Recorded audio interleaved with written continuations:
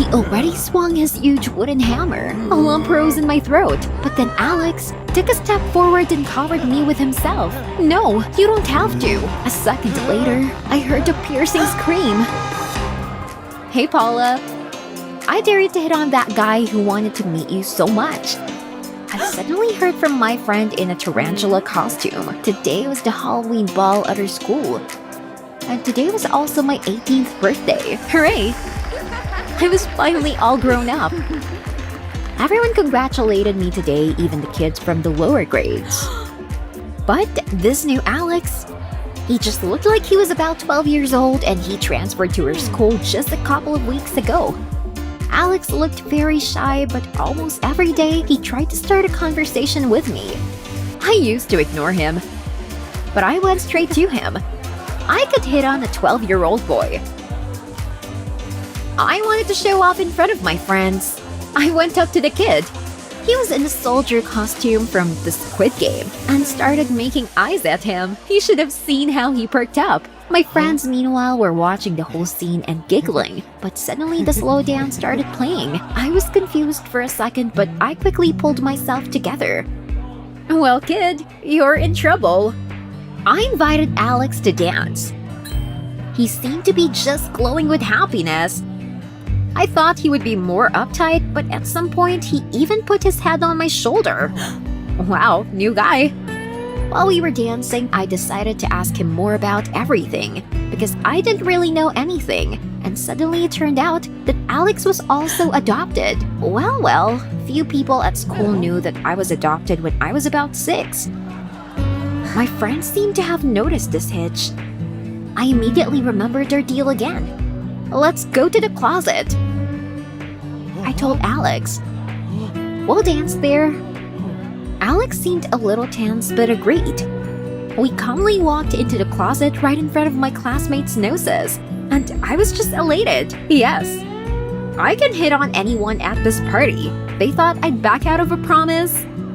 In the closet, Alex and I continued to dance, but his mood changed noticeably. He kept looking into my eyes but immediately looked away. Is something wrong? I asked with a smile. I thought he was worried about dancing with the older girl. But what he said next just didn't fit in my head. Be my guardian. You're already 18. Alex suddenly blurted out. What? He quickly mumbled that there was no time to explain. I was in shock. Did the boy lost his marbles? I didn't know what to say to that. But suddenly the music in the main hall stopped abruptly. We heard some noise and ran to see what was going on there. There was a commotion in the assembly hall. Suddenly I saw the police. For a second, it seemed to me that they were just guys from the parallel form in Halloween costumes. But no, they were real cops. Alex nervously moved away somewhere to the side. I didn't understand anything. I watched the cops approach and the other students and show them Alex's picture. They said that the boy had recently disappeared from the orphanage, and now they were investigating the case. Wasn't this some kind of prank? I heard children from Alex's class whispering that Alex was allegedly being stalked by his crazy father. He wanted to regain his parental rights. No, this was too much. Where's this boy? I need to ask him a lot of things. I rushed in the direction Alex had gone, but then the lights went out all over the hall. The commotion only intensified. In the dark, I kept bumping into other students. Someone even started screaming. Yeah, a real Halloween ball. I don't think. Out of the corner of my eye, I saw policemen with flashlights approaching all the guys in costumes from the Squid Game. I stopped and watched with a sinking heart as one of the cops took off the mask from Alex? But there was another boy under it. I breathed a sigh of relief. But where was Alex? I tried to find him, but in vain. He was probably already somewhere far away. After 15 minutes, the police asked everyone to leave the room. Standing in the terrible crush at the exit, I couldn't stop thinking about one thing. Why did Alex want me to become his guardian? This thought did not leave me all the way home. I was already approaching my yard when I suddenly heard someone quickly catching up with me. Fragments of phrases about the crazy father immediately appeared in my head. A lump rose in my throat. "Hey, Paula," I suddenly heard a friendly voice. I turned around and saw Alex. "Where have you been? I've been looking for you all evening." Alex hesitated for a moment. "Were you really looking for me?"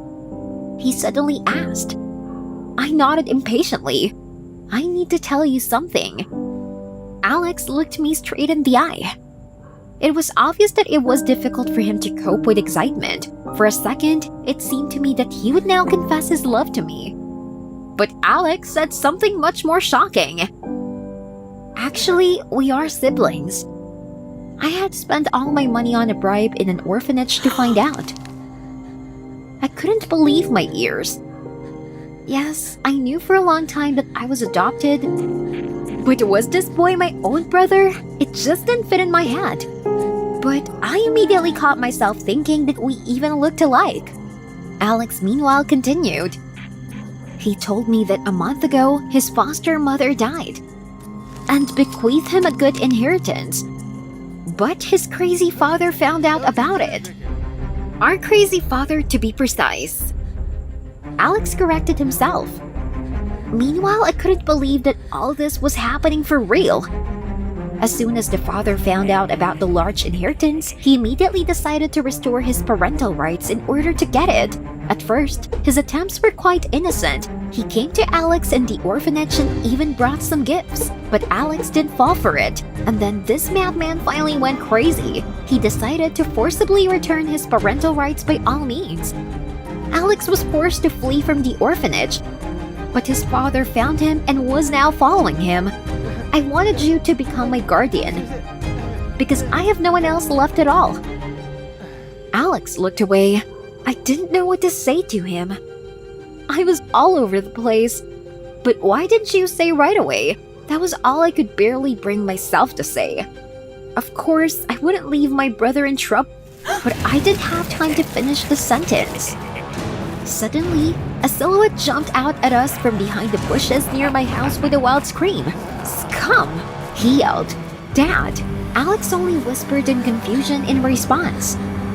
But this creature didn't look much like a human. The psychopath had madly rolling red bloodshot eyes, and he had in his hands a huge wooden hammer. It was immediately clear that nothing would stop him on the way to his goal. My legs began to tremble. "Alex, run!" I just shouted, but immediately turned around and stopped. There was nowhere to run, a dead end. I looked at Alex in confusion.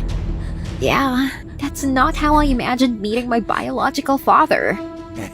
Meanwhile, he was approaching with a nasty grin and constantly muttering that Alex would not walk away now and would become his son again. "Come to Daddy," he shouted to Alex. "And I'll deal with you now."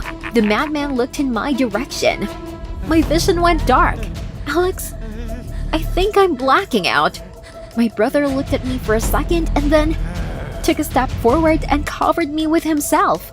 "Alex, don't!" The psychopathic father already swung his huge hammer. I squeezed my eyes shut. Suddenly I heard a piercing scream, but it wasn't Alex who shouted, but our father. I opened my eyes and saw several cops grabbing this madman at once. I was completely confused and couldn't stop shaking. I only hesitantly put my arm around Alex's shoulders. Then one of the policemen came up to us. It turned out that the cops had been following us after school because they immediately noticed something was wrong. But they could not detain the father immediately. They had to wait until he attacked so that the court would have irrefutable evidence of his guilt. The policeman apologized for the fact that we had to go through all this.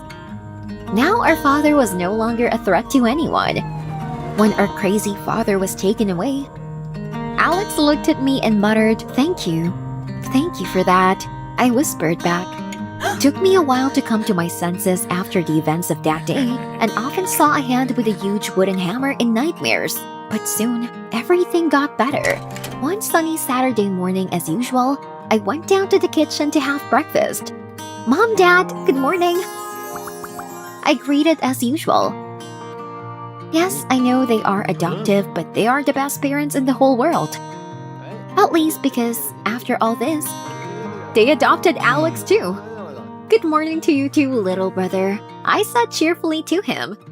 Of course, all this was very difficult, but I am glad of this turn of fate because, thanks to him, I got not only the coolest and bravest brother, but also a couple of $1 million, which Alex offered to share equally in a brotherly way. Whatever you say, little brother. Did you like the video? Subscribe and like it. Support the channel. Thank you. I burst into my brother's room and blurted out, "Charlie, you're gonna be my boyfriend." He said I was crazy. We were brothers and sisters, but I immediately calmed him down. And I told him that all 11 years at school, I was considered a loser. But it was the last years of my studies, and I decided to prove that I was a cool girl and to win the love of the best guy in school, Dan. How many times have I tried to get Dan's attention? But all my attempts have failed. Everyone just laughed at me and said that Dan wouldn't fall for a nerd. And yesterday, I thought I saw Dan wink at me at school in the locker room. I realized here it was, my chance to change everything. But after hearing me out, my brother Charlie flatly refused to play my boyfriend. Oh, right? Then I said that if he did not help, I would tell our parents that I saw him doing something forbidden with the guys at the party. Charlie panicked and said he was just messing around. And I replied that if our parents found out, they would probably send him to a clinic for treatment. Then he would not have a sports career. He added that he did not expect such a vile blackmail from me. After that, Charlie sighed and asked what to do. The plan was this: I would catch Pretty Dan after school, and when we left school, Charlie would treat me with a bouquet. Dan would get jealous and finally fall in love with me, a trick I read about from a pickup coach. We don't look like brothers and sisters. You are a blue-eyed blonde, and I am a brunette with brown eyes. Charlie nodded curtly. After school, everything went as it should. I found Dan, and when we left school, Charlie was waiting for me with a gorgeous bouquet. I hugged my brother, and out of the corner of my eye, I saw how much Dan didn't like it. He was definitely jealous. It worked. Suddenly, a blonde girl came up to us, and Dan quickly left with her. What was that just now? Was she his girlfriend? I immediately told Charlie to follow them. Charlie said that he didn't like the guy and that he would go after him, just so I wouldn't be in any danger. Come on, you don't know him at all. We watched Dan and his blonde girl carefully, and at one point, they went into the park. The path gradually narrowed. We had to fall far behind to avoid being noticed. And Charlie was always stopping and showing me some leaves. After another leaf, I suddenly realized that I didn't see Dan. Damn, did we miss them? It's all because of you, Charlie. I was frantically trying to figure out how to find them when I suddenly saw a Ferris wheel nearby. Bingo! From this height, we'll find Dan quickly. The queue for the wheel was long and I was nervous. Charlie tried to calm me down and even brought me cotton candy. How did he know I loved it? Then it was our turn, and the controller offered to take binoculars. Of course, give me. It will be very useful. We started going up, and I looked through the binoculars for Dan, and Charlie kept saying it was a stupid idea.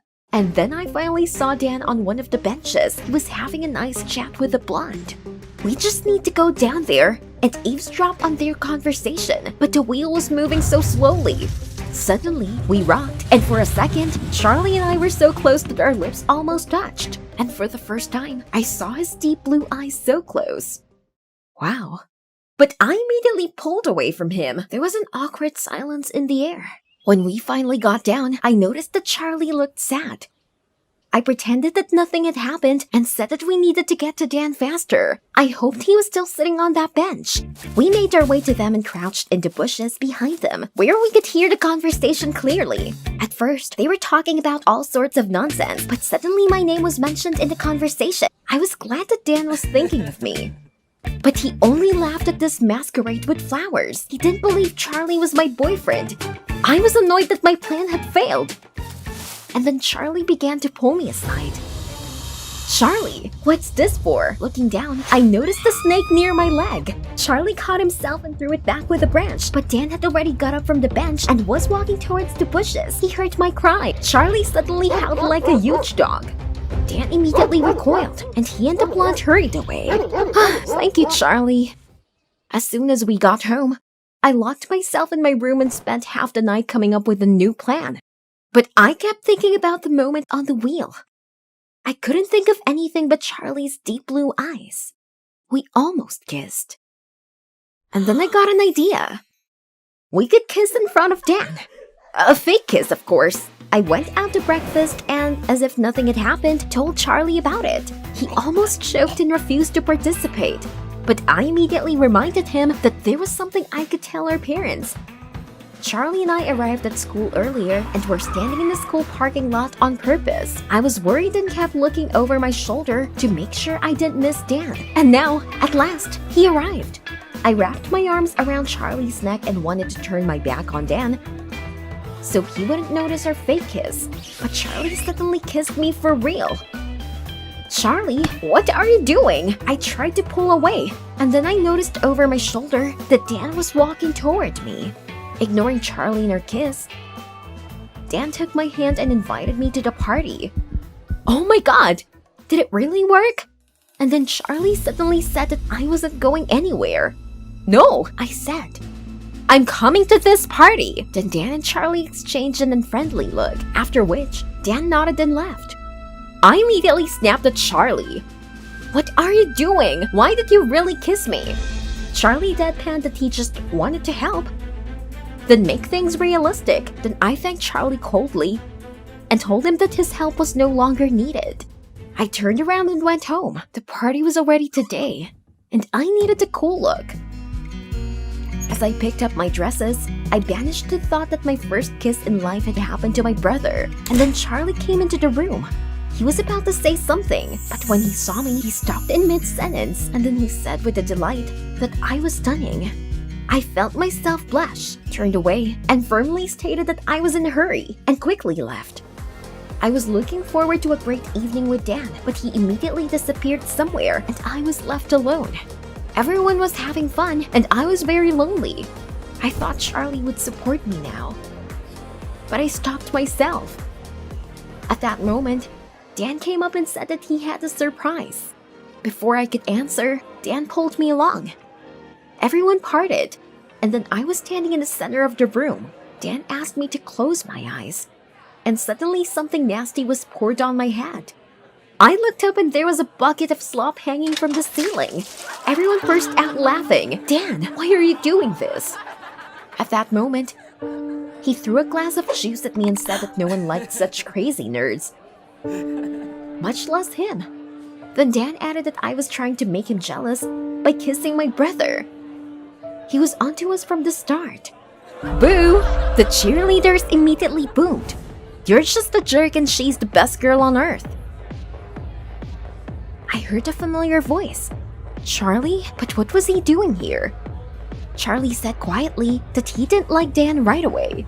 He was worried and decided to check on me. I pushed everyone aside and ran out into the street, with Charlie running after me. I was choking on tears. I embarrassed myself in front of the whole school. Charlie tried to calm me down and told me that Dan wasn't just worthy of me. Through my tears, I asked, and who is worthy, Dan? And then Charlie came right up to me and told me that he had been in love with me since childhood and no longer wanted to hide his feelings. That's why he took up sports, to try to drown out his feelings. It helped for a long time, but the incident on the Ferris wheel reminded him of everything. I couldn't believe it. Charlie, are you sick? You're my brother. I staggered away from him and ran away. My mind was all mixed up. He was my brother. We needed to stay away from each other. I didn't want to see Charlie, and I didn't want to be around him. And then I remembered about something forbidden. I ran home. My parents were shocked by my appearance and began to ask what happened. But I blurted out everything to Dad about the party where Charlie was using some illicit drug. I said that he needed urgent treatment and that they should take him to the clinic. Dad was furious, and at that moment, Charlie ran home, out of breath. Dad told me to go to my room and ordered Charlie to sit down at the table. I was hurt and ashamed. It seemed like I'd made a terrible mistake. I couldn't sleep all night. One minute, I wanted to go into Charlie's room and hug him. The next, I wanted him out of my life. The next morning, I woke up to a loud slam of the door. I ran to the window. Charlie was walking to the bus stop with his bag. I looked at him for the last time, and suddenly something inside me seemed to shrink. These feelings are terrible, but I can't lose him. I rushed down to my parents and blurted out that Charlie and I were in love. There was a pause. I thought they would begin to say that I was crazy and also lock me up in some kind of an asylum. But Dad didn't just say anything. And then suddenly, he hugged me and said that he and my mom had guessed that this could happen. What are you talking about? And then Dad said that they didn't want to talk about it, but it looked like it was time now. My parents adopted me when I was a year-old. It turned out that Charlie knew everything, but they asked him not to tell me about it. I was shocked. It turned out that all this time, Charlie was not my brother.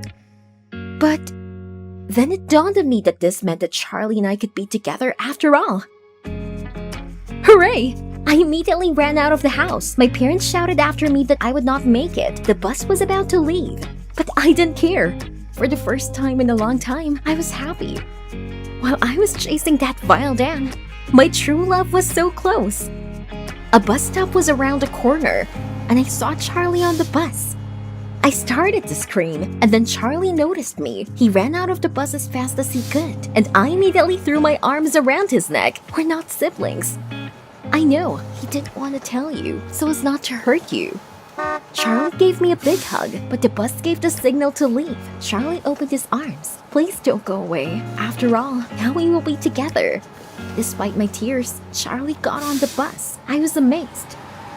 Why was he leaving? But Charlie took his bag from the salon and calmly walked back to me. Actually, I was on my way to the workout, but if this is the case, I can skip one. How? I thought you were going to the clinic. Charlie laughed and said that he settled everything with his father. He gently took my hand and suggested that we take a walk in the park.